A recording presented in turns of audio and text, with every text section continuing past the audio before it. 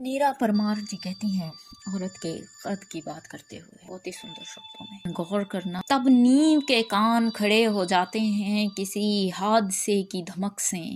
मिट्टी की गहराइयों में दूर तक कांप कर रख जाती है धरती, जब किसी औरत का कद पीपल सा घर की छत फोड़ मुंडेर से छलांग लगा लेना चाहता है अंतरिक्ष में। तब नीम के कान खड़े हो जाते हैं किसी हादसे की धमक से, मिट्टी की गहराइयों में दूर तक कांप कर रह जाती है धरती, जब किसी औरत का कद पीपल सा घर की छत फोड़ मुंडेर से छलांग लगा लेना चाहता है अंतरिक्ष में। तब चौकस चौबंद हो उठते हैं बुर्ज मीनार किले कंगूरे, झाड़ी जाने लगती है धूल, उल्टे जाने लगते हैं पन्ने, शास्त्रों पुराणों विधि विधानों प्रमाणों उदाहरणों के चलने लगते हैं आरे, सहन पर चढ़ते हैं रंदे बसूले, रीति रिवाजों मर्यादाओं परंपराओं और वर्जनाओं के खूंटे ठोके जाने लगते हैं मजबूती से। तब चाक चौबंद हो उठते हैं बुर्ज मीनार किले कंगूरे, झाड़ी जाने लगती है धूल, उल्ट जाने लगते हैं पन्ने, शास्त्रों पुराणों विधि विधानों प्रमाणों उदाहरणों के चलने लगते हैं आरे, शान पर चढ़ते हैं रंदे बसूले, रीति रिवाजों मर्यादाओं परंपराओं और वर्जनाओं के खूंटे ठोके जाने लगते हैं मजबूती से। जब औरत सूरज को अंजुरी अंजुरी पीने को अपनी टहनियां फूल पत्तियां दरवाजों खिड़कियों और चहारदीवारी से सरकाने लगती है बाहर, जब भी औरत आवाज उठाती है, जब भी औरत घर की दहलीज से बाहर कदम रखती है स्वच्छंद हवा में सांस लेने उन्मुक्त गगन में उड़ने के लिए, तभी ये सारे मूंछ वाले सत्ताधारी कान थिरकाने लगते हैं, भूचाल आ जाता है, ज्वालामुखी फटने लगते हैं, शिव जी की तीसरी आंख खुलने वाला मंजर हो जाता है, क्योंकि औरत कैसे बाहर जा सकती है, उसको तो इंसान होने की इजाजत ही नहीं है ना उसको। तो इस चीज से हमें बाहर खुद ही आना होगा बहनों, जागो। अगर हम खुद नहीं जागेंगे तो हम देखते आ रहे हैं सदियों से हमें कैसे परंपराओं रीति रिवाजों वेदों पुराणों के नाम पर खोटियां ठोक कर बांध दिया जाता है, हमारी पैरों में बेड़ियां डाल दी जाती हैं, हाथों में सांकलें डाल दी जाती हैं, नाक में नथ भी हम हमारी गुलामी का सूचक है कि जैसे पशु के नाक में नखें, तो हमें ऐसी परंपराओं और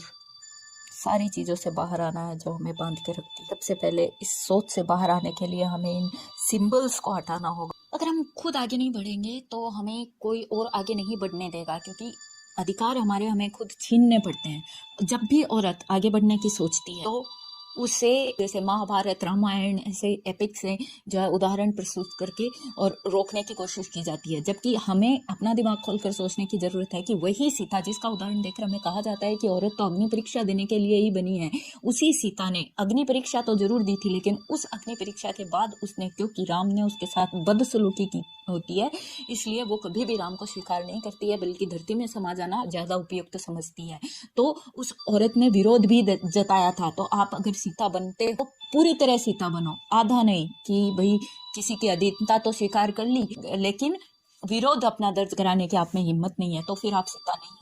सीता में विरोध दर्ज कराने की हिम्मत थी और उसमें ये भी हिम्मत थी कि वो राम को बता सके कि वो उसकी गुलामी करने के लिए नहीं है,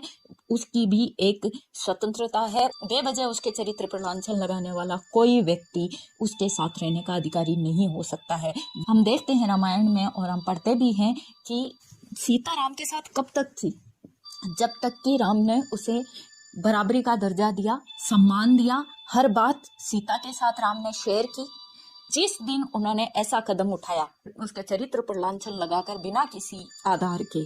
उन्होंने जंगल में भेज दिया, तो जंगल से आकर उन्होंने, लेकिन फिर राम के साथ रहना उन्हें स्वीकार नहीं था, क्योंकि उनके चरित्र पर लांछन लगा था। द्रौपदी ने भी अपनी आवाज उठाई थी, इसलिए समाज उसको कलंकित करने की कोशिश करता है, लेकिन जब उसने आवाज नहीं उठाई, 5 पतियों को भी स्वीकार कर लिया और तब समाज ने उसके हक की बात कभी नहीं की।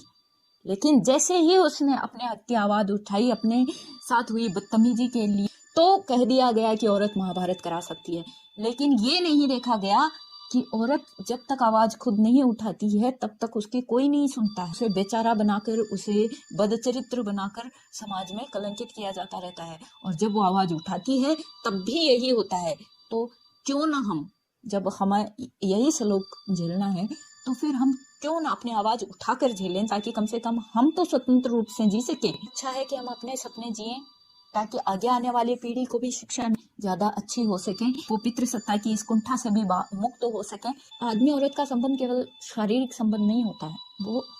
मानसिक संबंध भी होता है। जब हम एक दूसरे के साथ, अपने जीवन साथी के साथ, अपने माता पिता के साथ अपनी भावनाओं को शेयर करते हैं तो हम ज्यादा खुश रहते हैं। ये भी हमें समझने की जरूरत है और ये हमें कुंठा से भी बचाता है। जय हिंद, जय भारत।